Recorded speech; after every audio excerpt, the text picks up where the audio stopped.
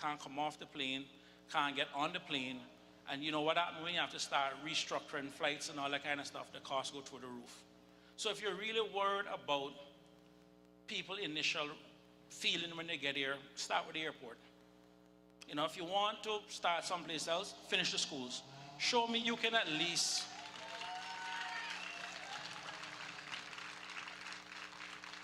show me you can finish one project on land in budget before you want to go build something in the sea. But, ladies and gentlemen, listening to Shirley and the young lady earlier, saying that we should be like David. Do you know who also was from the house of David? A man by the name of Jesus. And it just so happens that one day his disciples brought a blind man to him. And Jesus asked the man, how do you see people? He said, I see them as trees. Now Jesus knew this man wasn't seen right. So he took some spit, he rubbed it in his eyes, and he asked him, how do you see people now? To which the man replied, I see them as they are. And I'm saying to you, look at the players in the cruise industry, see them for who they are. They do not mean us any good. Thank you all very much. Good night.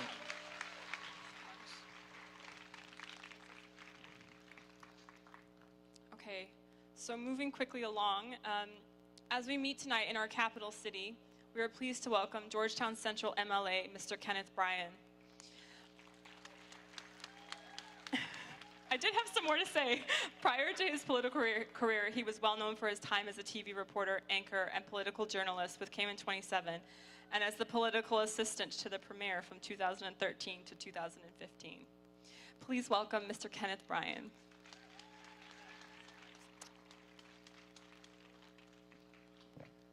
Good night, everybody. Good night, everybody. All right. We got to get some energy in here. I want you to forgive me because I'm going to be rather quick. As you heard my colleagues say, we got some work to do. So I wrote down a few words that I think that summarizes the true sense of what I'm experiencing and seeing is happening in our country. And I hope that they summarize some of your beliefs as well. And I hope that when I'm finished, you come to the same conclusion that I come to. And then we can make a change. Good evening, ladies and gentlemen.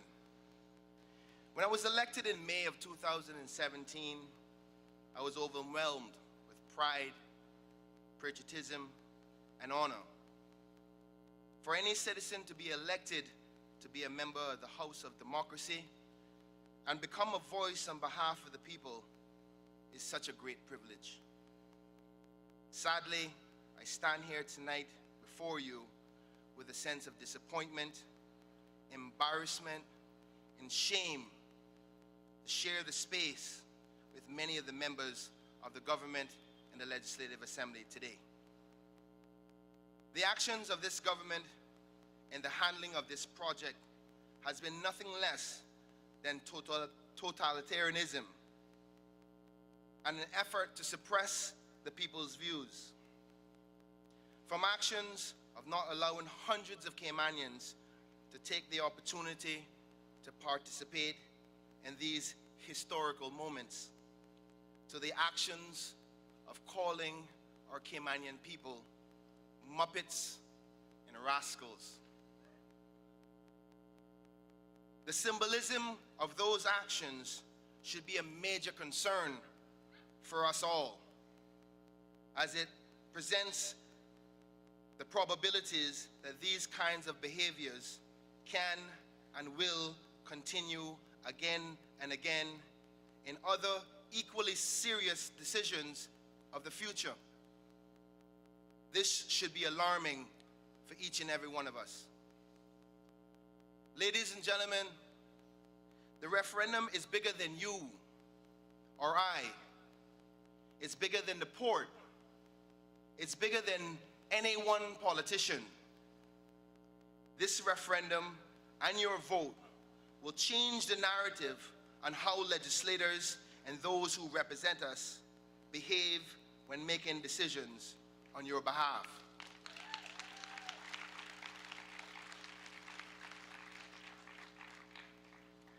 You have the opportunity to positively change the approach of governments today and in the future, and how they handle the serious responsibility of representing your voice.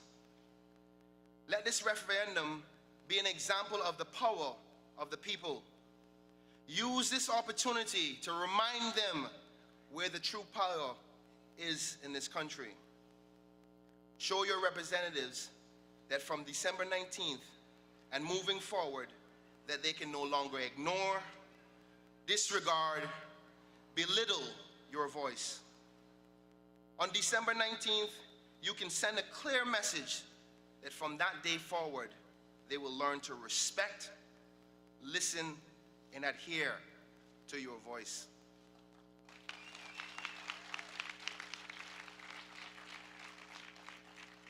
To the younger generation, I would like to take this opportunity to ask and plead with you, please, please, get registered to vote. Many of the issues that you care about, they will never address if you do not increase your percentage of the voting bloc. Take this for an example. There's 21,145 registered voters in Cayman. Only 13% of them are between the ages of 18 and 29. Just 13%, ladies and gentlemen. I've had the honor to be your voice for the past 2.5 years, and I want you to trust me on this issue. They will never listen to you until you accept your power that you're entitled to.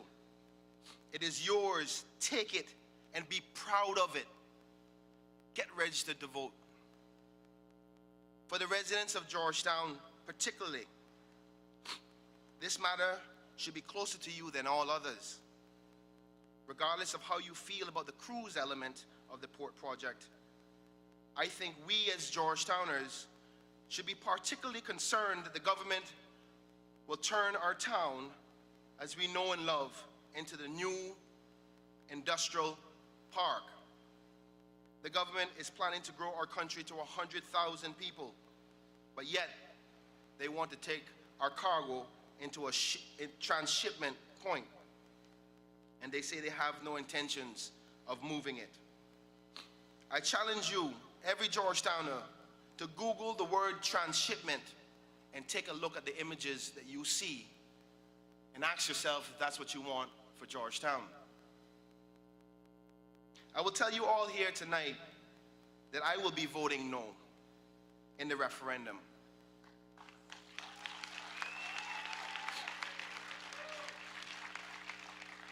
I have done all that I can to investigate the facts, and I am not convinced that this is the best way forward for us. I will not tell you what to do with your vote. If you've come here, and if you've already come to your own conclusions, it's not my job to tell you what to do. I know that you're intelligent enough to come to your own conclusions. But if you've come here tonight and you're not sure and you need guidance, I ask you to trust my judgment.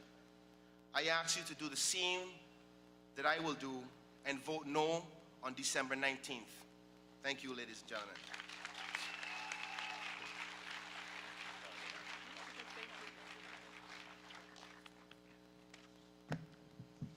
All right, sorry, I'm a bit short. Next, I'm pleased to welcome Dr. Roy Bottom. He is a former member of the Legislative Assembly of the Cayman Islands, having served as the Minister of Education, Human Resources, and Culture from 2000 to 2005. He is President Emeritus of the University College of the Cayman Islands following his 9-year tenure as President of the university. He is author of 6 books, including his most recent, From the Guardhouse to the Glass House, One Man's Journey Through the Maze of Caymanian Politics. Please join me now in welcoming Dr. Roy Bodden.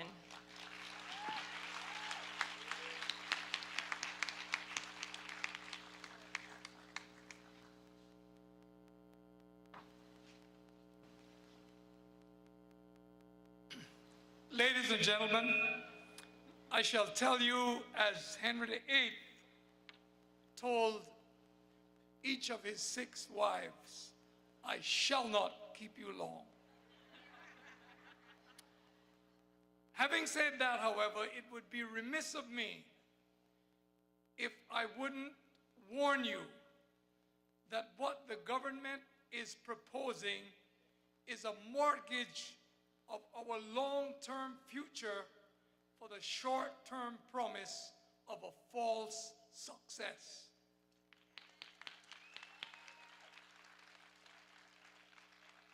For what they are proposing will serve no other entity but the cruise ship companies, and it will ruin Grand Cayman, Cayman Brac, and Little Cayman, and we will leave nothing to posterity, and our progeny will curse us if we leave such a legacy for them. So don't be fooled. Don't be fooled. Say no today, no tomorrow, and no on December 19th. Loud and clear.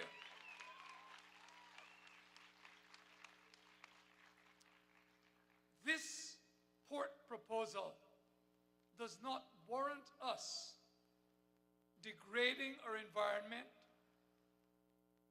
destroying our infrastructure just to help the Florida cruise ship industry. If you want to see the deleterious effects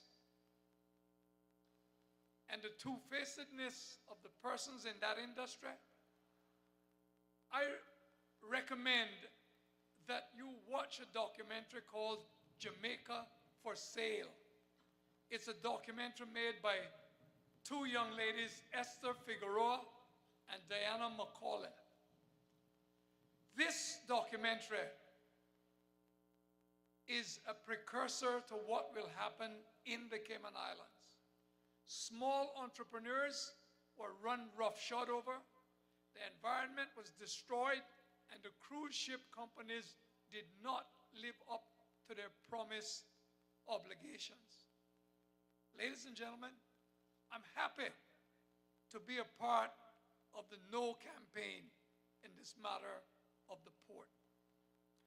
I implore you, get involved. It is our future, and if we let this opportunity pass, it will never be regained. When officialdom behaves idiotically, our collective voice should be heard.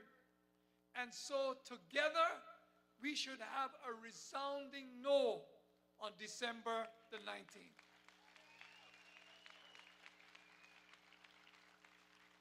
And do not be intimidated or discouraged by the government propaganda and their machine and their attempts to suppress our democratic rights. I urge you to galvanize the support. Your neighbor, your friends, your family, bring everyone out on December the 19th. If we miss this opportunity, it will never be regained. And I want to say this, as an educator and as one who always took pride in preparing the young to be the next generation.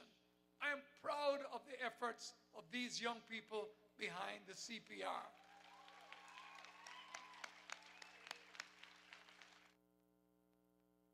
And I'm going to end with this prediction. We are going to win. We are going to win. We are going to win because, ladies and gentlemen, all of you together are one in this effort. God bless you.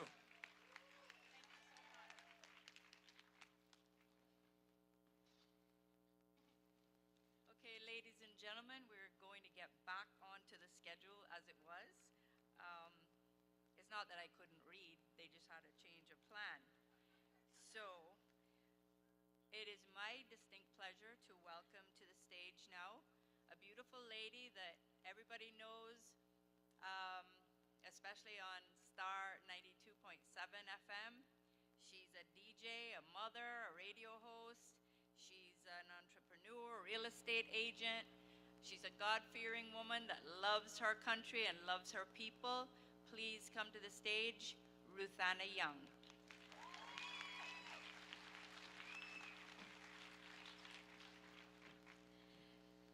I'm like Melanie, I'm kind of short. Good evening, everyone. Okay, so if anybody listens to my show, you would know that that does not work. Good evening, everybody. All right, now we're ready to talk. So for those of you who are maybe a little bit less familiar with me, I am well known outside of the radio for dragging people down to the elections office to get them registered to vote and chronicling it on social media. Because I have always felt very strongly about the fact that we must get registered to vote and we must vote at every opportunity. So it's on that basis tonight that CPR Cayman has asked me here on this podium to talk to you. And, you know, in writing for tonight, which I had to do because when I sit on the radio from 5 to 6 in the evening, I just get to ramble on and I don't have an hour. And I had to think about how could I deliver this to you? How could I talk to the people, whether you're sitting here in front of me, those who are watching via live stream, through, you know, TV, radio, all of the mediums that will tune in here tonight. And a few things came to mind. And it started for me with this. In 1930, Miss Layla Rothshire penned some words to paper. And two lovely ladies sang some of them tonight. And so it starts with, O land of soft, fresh breezes, of verdant trees so fair, with thy Creator's glory reflected everywhere. O sea of palest emeralds, merging to the darkest blue, where'er my thoughts fly Godward, I'll always think of you. 63 years later, in 1933, those words became officially what we now know as our national song, Beloved Isle Cayman. These words speak to these unique and beautiful islands that we are all blessed to call home. The words of Beloved Isle Cayman from me are the beginning of the conversation I wish to start here tonight. They asked me to speak to the importance of participating in the first ever people's initiated referendum here in the Cayman Islands. Yes. And we should be proud of ourselves. I was speaking to someone from another British overseas territory, and they said, do you realize how big of a deal that is, that you guys have even gotten it to this point? And so for everybody who put their signatures to paper, who showed up and harassed their families and their friends and their co-workers, to CPR Cayman, who tirelessly, and all the volunteers who work tirelessly to get signatures, we should be incredibly proud of ourselves that we have gotten to this point. And I have said it on radio and I say it here before I go any further. Everyone who has been involved in this movement should be incredibly proud, because I have watched people who have come from every walk of life in this country, every creed, every color, every background, every nationality have come together on the basis that, number one, they love Cayman, and number two, they believe that this decision needs to be taken to a national vote. And so I say all of that and continue to say, I believe we as citizens, we as Caymanians, have three key responsibilities around this discussion of participating and voting, getting registered to vote. Number one, get registered to vote as early as is possible. And I didn't anticipate doing this tonight, but I see Mr. Alai McLaughlin sitting in the audience. If you don't know him, he's amazing. But part of his birthday present when he was 18 was to go get registered to vote. And that is my wish for every Caymanian. And if you are past 18 and if you have not yet gotten registered to vote, get registered to vote, right? Use the allies as an example. Talk to your children about it so that on their 18th birthday, their first request of you is, can you please take me down to the elections office? Number 2, vote whenever we get the opportunity, whether it be a general election or in the first ever people's initiated referendum in the Cayman Islands. And number 3, and what may seem less important to some people, but we want to make sure we give them no excuse to not count our vote. Number 3, it's also our responsibility to make sure you keep your information current. I drag people down to the elections office for that too. I did that yesterday. And I was not asked, as I said, to speak to you about whether to vote yes or whether to vote no. I was simply asked to come here tonight to speak to you about why vote. The answer to that question for me starts with the mere fact that we are Caymanians. Because of course, if you are registered to vote, you are Caymanian. And that this referendum asks us to participate in a decision being made about Cayman. Cayman that is our home. As I've told many people, these islands are the only place that nobody can run me from. This is the one place that nobody can deny me access or entry to. So we Caymanians would only be wise to participate at every opportunity we can in the decision making of our country. So when you ask me, why vote? Why participate? Why make your voice be heard? My response is simple. Because I am Caymanian and this is my home. And if we don't participate, if we don't vote, we are saying that we are willing to accept whatever decisions whomever else makes on our behalf.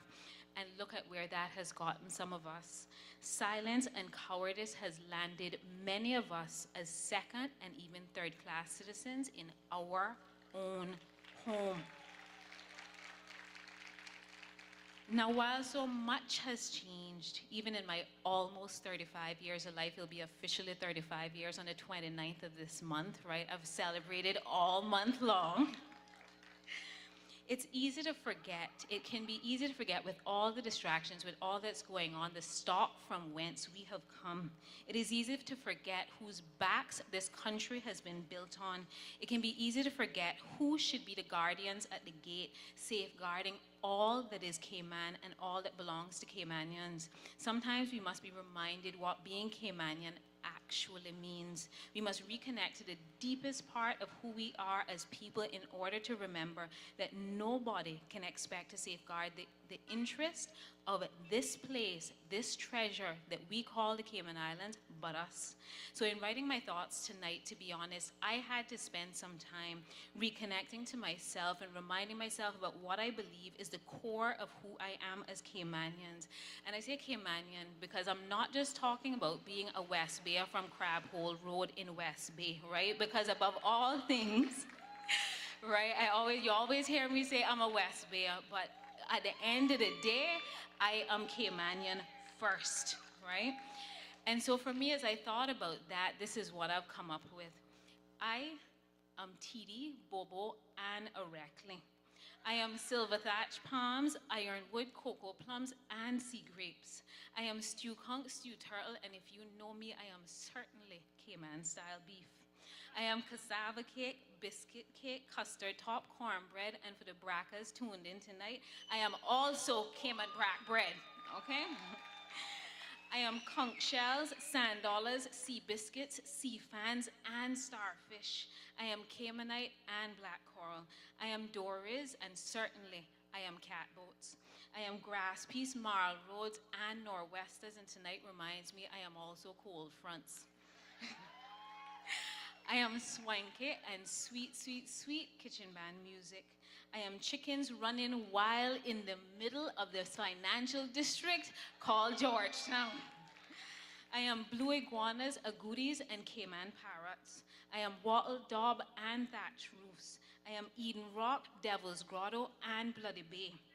I am Ebanks, I am Anglin, I am Powery, Bodden, McLaughlin, Connolly with one N and two, Rankin with no E and the E, Bush, Smith, Scott, Rivers, Tibbetts, Macfield, Seymour, Thompson, Watler, McLean, Hydes, and Miller. I am the proud granddaughter of a legend. a Caymanian legend. I am probably the proudest, and sorry if any of my cousins are here tonight, the proudest granddaughter of the late, the great Cap Marvin Ebanks.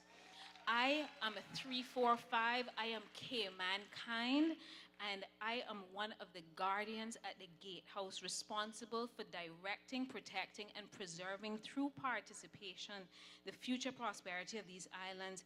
My home, our home, the Cayman Islands. Because why?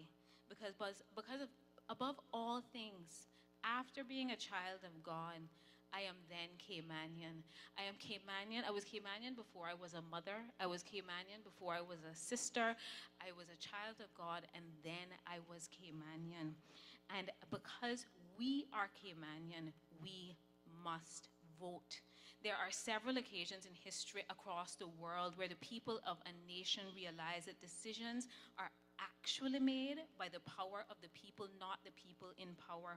And on December 19th, 2019, the people of the Cayman Islands should join those pages in history and allow this decision about the greatest capital project in the history of these islands. The greatest capital project, even if it's on budget still, it's still the greatest capital project that we've ever had, to be made by the votes of the people. On December 19th, go out and vote your conscience.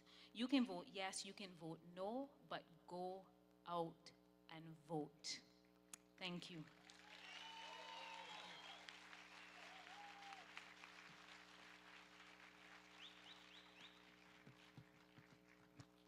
Thank you, Ruthanna. That was incredible. So we've had speakers so far. Yeah, I think Ruthanna deserves another round of applause. Yeah, I think she deserves another round of applause. Hang on one second.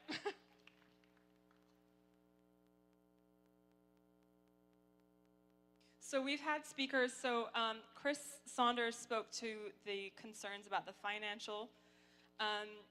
Dr. Roy Bodine spoke about the socioeconomic concerns. And now I would like to welcome, sorry, this schedule is changing on me, so. Now I would like to welcome, for the concerns of the historic and cultural concerns that we have. We are very honored this evening to welcome Mrs. Angela Martins. As a former director of the Department of Tourism and a longtime senior civil servant, Mrs. Martins is able to share a unique perspective on the historical and cultural concerns regarding this cruise port. Please welcome to the stage Mrs. Angela Martins.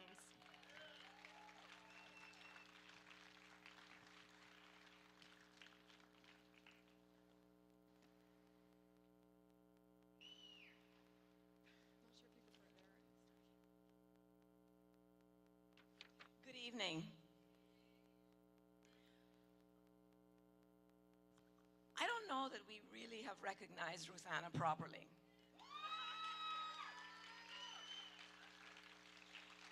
And I say that because I am deeply honored that I could sit here and listen to Ruthanna, a voice of tomorrow, speak about her identity as a Caymanian.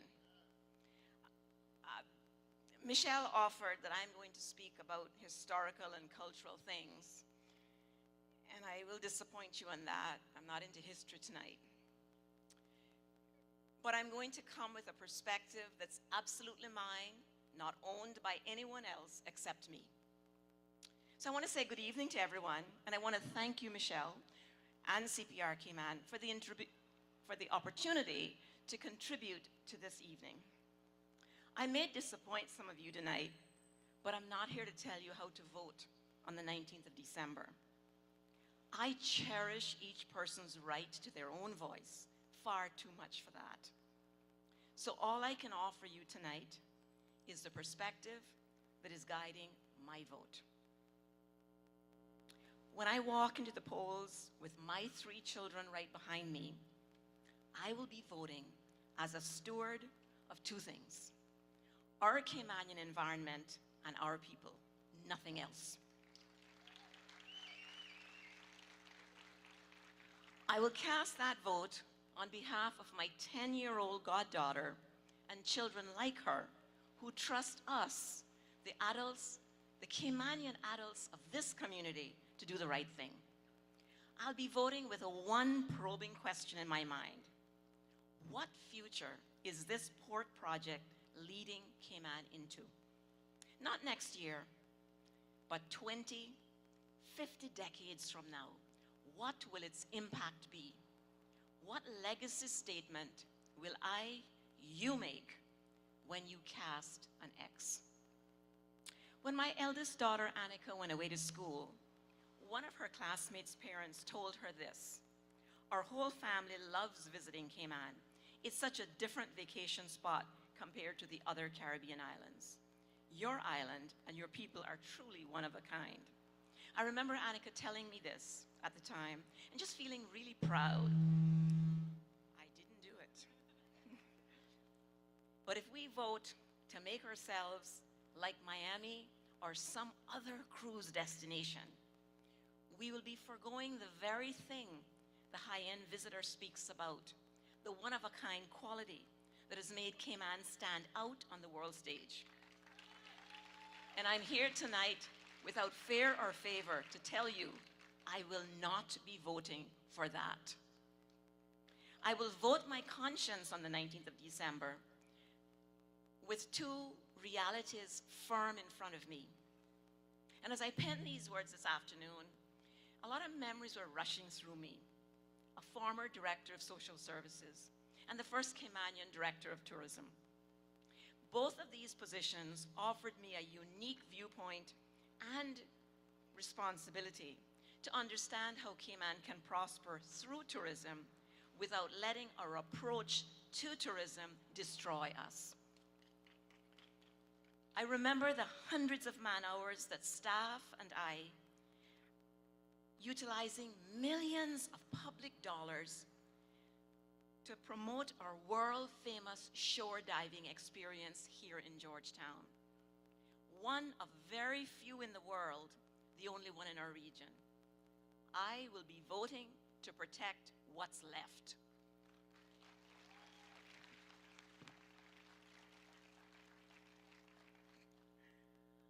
I'll be voting as the little Georgetown girl who grew up on North Church Street, adjacent to the area under the question for the port development. Every time I go to Casanova, and just know this, that the ground floor of Casanova was my grandmother's shop. I spent a lot of time in that shop because every Caymanian then had a father that went to sea. And in order for Georgetown to really make it, they had to truss it from Mrs. shop. So I wrote in the exercise book whatever your mother sent on the little note for whatever it was that you needed till the next money came from the government savings bank. So you would take 10 pounds in and still owe grandma money. And she died with exercise books full of money that was trust but never paid. And she gave me one directive: never ask anyone, and I didn't. So I remember that building, and that building has memories for my brother and I every time we go near it. But I was there on Monday. I was there for lunch, and I was sitting on the veranda out back, and I looked out to sea. And the question before me on Monday, as the visitors who were with me were enjoying this amazing place, I was thinking of tonight, and I was thinking, what future are we heading into? That question, my friends, get answers next month, on Thursday, the 19th of December. But I want to say to every single Caymanian who votes, it is Christmas time. We give gifts at Christmas. We are giving a national gift